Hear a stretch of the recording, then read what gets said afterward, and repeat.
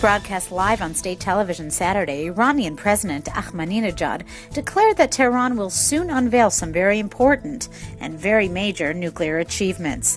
He did not elaborate on the said achievements, but insisted that Iran would never give up on its uranium enrichment. Some experts are predicting that Tehran is going to announce that it's begun production of nuclear fuel rods for its research plant. But it's possible that Iran could announce its activation of the Fordo facility, an underground uranium enrichment plant located near the city of Qom. Over the past few months, the Islamic Republic has been transferring its enrichment centrifuges from the Natanz facility to the well-fortified Fordo site in order to protect its nuclear capabilities from a possible U.S. or Israeli strike. Visiting Tehran, Ismail Haniyeh, the leader of the Palestinian movement in Gaza, said that Hamas would never acknowledge the Israeli state.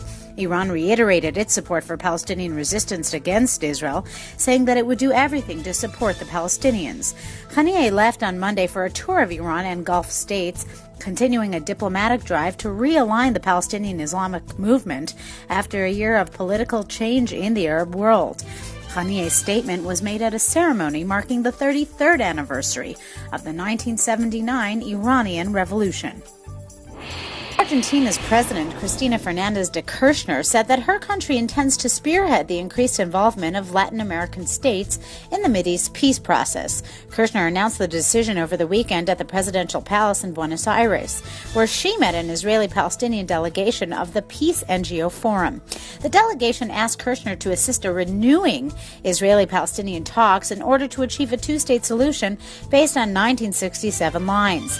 In 2010, Argentina and Uruguay announced that they intend to join Brazil in recognizing an independent Palestinian state, provoking sharp criticism from Israel.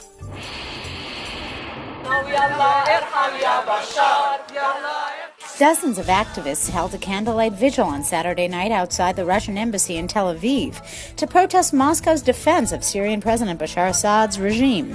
Organizers called on Prime Minister Benjamin Netanyahu to open the northern border for Syrian refugees looking for shelter.